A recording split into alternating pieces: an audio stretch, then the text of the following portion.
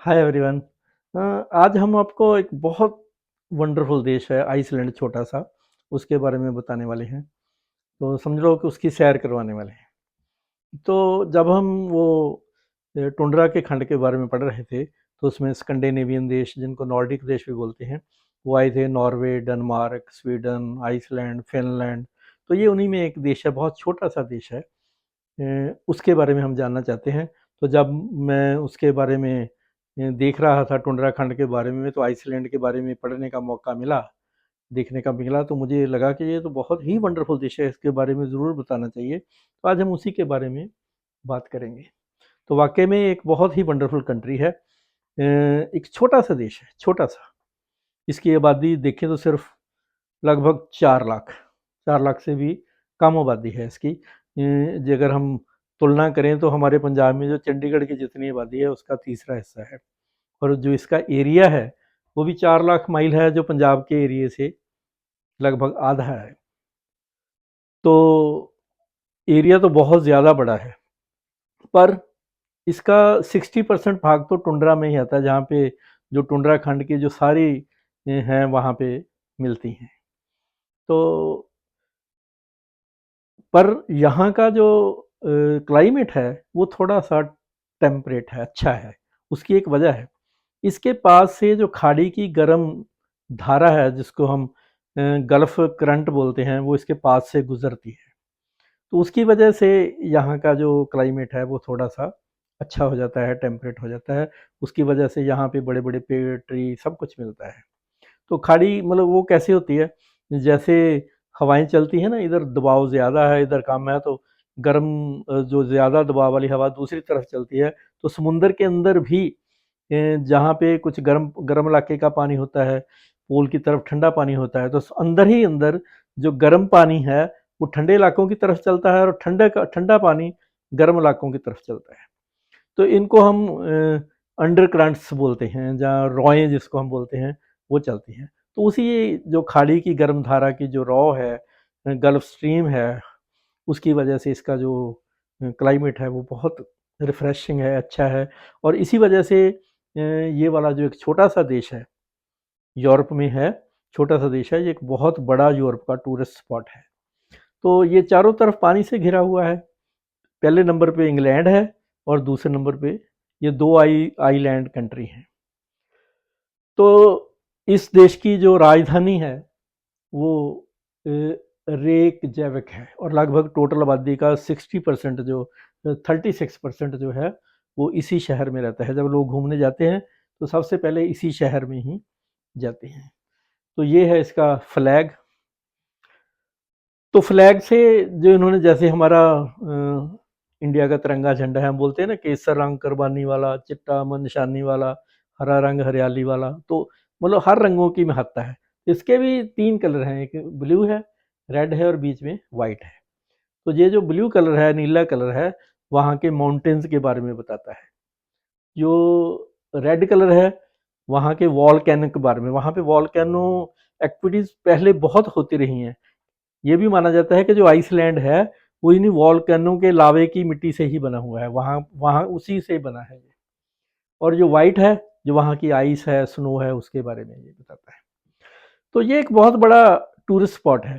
तो यहाँ की जो एक लैंग्वेज है, वो लैंग्वेज इसकी है आइसलैंडिक। और यहाँ की करेंसी को आइसलैंडिक क्रोना बोलते हैं, ISK। क्या है उसका?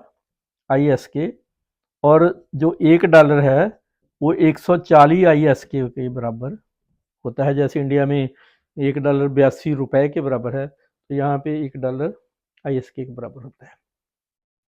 तो मैंने वो बोल ही दिया कि खाड़ी की गर्म धारा की वजह से टेम्परेट है, तो गर्मियों में टेम्परेचर अच्छा होता है, लोग घूमने जाते हैं। तो बहुत एक सुंदर स्पॉट है, मतलब टूरिस्ट स्पॉट है, जो जाते हैं। तो सबसे पहले जब लोग जाते हैं, तो पहले राजधानी में जाएंगे। तो राजधानी में बहुत सारी सुंदर चीज़ें देखने वाली हैं। सबसे पहले तो वहाँ पे एक बिग चर्च बनाया हुआ, बहुत बड़ा, वो देखने वाला है। फिर एक बहुत बड़ा म्यूजियम है, परलैन परलैन जगह उसका नाम। फिर वहाँ से लोग व्हेल्स वाचिंग टूर करते हैं, ये वाला।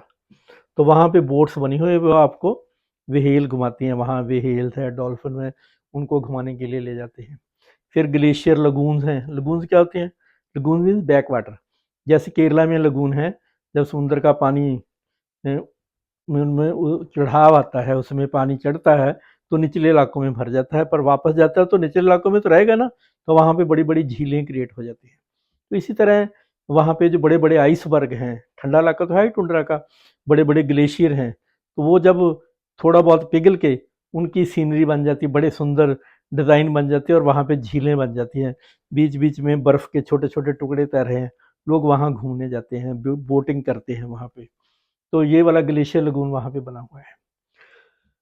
तो दूसरा, वहाँ पे वॉल्केनो एक्टिविटी तो मैंने पहले बहुत है, उसकी वजह से बहुत से झरने वहाँ पे बहुत हैं। झरने, गुलफौस का झरना तो वेरी इंपॉर्टेंट है, वहाँ पे लोग इसको देखने जाते हैं, पर इसके अलावा इधर उधर छोटे मोटे झरने तो बहुत है, लोग वहाँ जाते हैं, वहाँ नहाते हैं, वहाँ के अपनी फोटोग्राफी वगैरह करते हैं। तो इसके बाद है, झरने तो हो गए, फिर आइस केव्स बनी हुई हैं। आइस केव्स कैसे? तो बड़े बड़े ग्लेशियर थे, तो ग्लेशियर, आइसबर्ग, आइसबर्ग पता कितने बड़े होते हैं? यूं समझिए कि मीलों लंबे और मीलों चौड़े, और समुद्र में 9 हिस्से समुद्र में डूबा होता है, एक हिस्सा बाहर होता है। तो वो पिघल पिघल के ना उनके केव्स बन गई, पानी ने काट काट के उनमें से गुफाएं सी बना दी। ऊपर से छतें बर्फ की हैं, टेम्परेचर करके पिघलती नहीं, तो लोग उनमें बोटिंग करते हैं, तो आइस केव्स हैं वहां पे। तो इसी शहर में एक मैजिक बार बना हुआ, वो आइस का बना हुआ है, उसकी दीवारें आइस की, उसकी छत आइस की, टेबल आइस के, ग्लास आइस का, जो बैठ जितने भी उन्होंने अंदर लगाए हुए हैं, बुत लगाए हुए हैं, स्कल्पचरिंग जितनी भी है वो सारी आइस की बनी हुई है, वंडरफुल है वो लोग, तो वो लोग देखने जाते हैं उसको। उसके बाद वॉल्केनो की वजह से गीजर हैं, गर्म पानी के गीजर ऊपर उठते हैं, लोग उसको देखने जाते हैं। एक बड़ा गीजर है, मुझे उसका नाम तो मैंने नहीं याद किया, गर्म पानी का है, हर 5 मिनट बाद फूटता है, तो लोग उसको देखते हैं। छोटे छोटे गीजर हैं बहुत, तो बुलबुले निकलते हैं, लोग गर्म पानी में नहाते हैं, घूमते हैं। तो ये वॉल्केनिक राख की वजह से जो उसमें निकलता रहा होगा, एक बीच, उसके किनारे जितनी भी रेत है वो काले रंग की है, उसको ब्लैक बीच बोलते हैं। तो इस तरह इन चीज़ों को घूमने देखने के लिए वो लोग जाते हैं। और सबसे जो वंडरफुल चीज़ देखने के जाती है, ये चीज़ें तो आपको दूसरी जगह भी मिल जाएंगी। एक चीज़ ऐसी है जो सबसे अच्छी आइसलैंड में मिलती है, वो बड़ी नेचुरल है, उसका नाम है नॉर्दर्न लाइट्स, या ऑरोरा बोरियालिस उसको बोलते हैं। कुदरती लाइटें हैं रात के समय खास तौर पर। वैसे तो आइसलैंड में आपको पता है गर्मियों में दिन बहुत लंबे होते हैं, करीबन 20-22 घंटे का दिन, 2 घंटे की रात। तो जब सितंबर का महीना आता है तो करीबन 12-12 घंटे हो जाते हैं। सितंबर से अक्टूबर जाओगे तो 14 घंटे की रात हो जाएगी, और आगे जाओगे तो 18 घंटे की रात हो जाएगी। तो उस समय लोग जाते हैं जब रात लंबियां होती हैं, तो वहां पे आकाश में ऐसे लगता है कि कुदरत कोई आतिशबाजी कर रही है। हरे रंग की लाइटें, लाल रंग की लाइटें, बैंगनी रंग की लाइटें वो निकलती हैं, ऐसे लगता है कि क्या एक जिनके वर्थ सीइंग नज़ारा होता है। उनको नॉर्दर्न लाइट बोलते हैं। तो विज्ञानी बनाते हैं कि वो होती कैसे हैं, जैसे हमारा सूरज है, सन है, उसके अंदर रिएक्शन चलते रहते हैं, तो उनमें से कुछ चार्ज पार्टिकल्स टनों के रुख हिसाब से इधर जब एटमॉस्फेयर में गिरते हैं, तो वो सभी को करते करते कहते हैं 15-16 घंटे में वो धरती पर पहुंचते हैं। तो धरती के ऊपर भी जो पोल्स हैं, इधर नॉर्थ पोल या साउथ पोल, इनके तरफ ऐसे मैग्नेटिक फील्ड बने हुए हैं, ऐसे मैग्नेटिक फील्ड बनते हैं। तो क्या करते हैं, जब वो पार्टिकल्स इनसे आके टकराते हैं, इनसे मिलते हैं, तो रंग बिरंगी लाइटें पैदा होती हैं। वो उनके रंग कैसे बदलते हैं, गैसों, अलग अलग गैसें होती हैं, उनकी वजह से अलग अलग रंग बनते हैं। तो ये बहुत ही सुंदर नज़ारा होता है, जो लोग स्पेशल इन लाइटों को देखने के लिए जाते हैं। तो ये लाइटें बड़ी वंडरफुल होती हैं। अब सवाल पैदा हो कि कहीं सिर्फ आइसलैंड में दिखती हैं? नहीं, दिखती तो कहीं और भी हैं। आपको कनाडा में भी दिख जाएंगी, नॉर्वे में भी दिख जाएंगी, स्वीडन में भी दिख जाएंगी, फिनलैंड में भी दिख जाएंगी, इवन यहाँ तक कि अमेरिका के कुछ शहरों में भी दिखाई दे दी, अलास्का में दिखती हैं, और ये उधर एंटार्क्टिका के एरिया में भी दिखाई देती हैं, ऑस्ट्रेलिया से भी उधर उधर की दिखाई देती हैं। पर सबसे बेस्ट, सबसे अच्छा आइसलैंड में दिखाई देता है। जैसे आप कोई शो नहीं देखते, शो में देखते हो तो कुछ लोग पहली रो में बैठे होते हैं, कोई 10वीं रो में, कोई एंड में बैठे होते हैं। तो सबसे बढ़िया शो कौन देखता है? जो पहली रो में बैठे होते हैं, 1-2 रो में। तो आइसलैंड में इन लाइटों को देखना, यूँ समझो कि आप पहली रो में शो देख रहे हो, यानी सबसे बढ़िया सीन होता है। तो ज़्यादातर लोग इन लाइटों को देखने के लिए जाते हैं। बहुत वंडरफुल नज़ारा होता है। आप भी इंटरनेट पे या यूट्यूब पे ये करना, नॉर्दर्न लाइट्स या ऑरोरा बोरियलिस, ये आप सर्च करोगे तो आप उनकी वीडियोस में रंग बिरंगी लाइटें चलती हुई आपको दिखाई देंगी, जो लोगों ने रिकॉर्ड करके भरी हुई हैं वहाँ पे। तो ये तो यहाँ घूमने फिरने का है। बाकी यहाँ पे वहाँ पे पेड़ भी होते हैं, हरियाली होती है, फूल होते हैं, क्योंकि वेदर अच्छा है। पॉपुलर के ट्री मिलते हैं, पाइन के ट्री मिलती हैं। और लोगों का मुख्य काम क्या है? मुख्य काम तो टूरिज्म है, उनकी इनकम का सोर्स सबसे ज़्यादा टूरिज्म है। इसके बाद फिशिंग करते हैं। तो वॉल्केनिक एक्टिविटी की वजह से वहाँ बॉक्साइट मिलता है, उसमें से एल्यूमिनियम स्मेल्टिंग करते हैं, निकालते हैं, उससे कमाई होती है।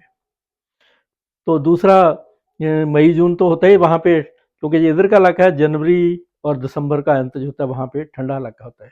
तो जो नॉर्दर्न लाइट का सही टाइम है वो है सितंबर अक्टूबर। इधर चले जाओ, उधर फरवरी मार्च, ये 3-4 महीनों में आप जाके देख सकते हो, और वाकई ही ये देखने वाला होता है।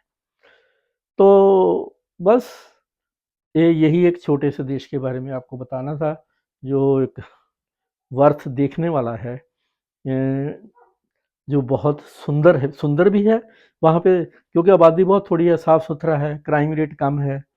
फिर आसपास किसी दूसरे देश का कोई मतलब कोई उनको खतरा नहीं है।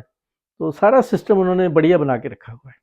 तो कभी ज़िंदगी में मौका मिले तो वहाँ भी घूम के आइए।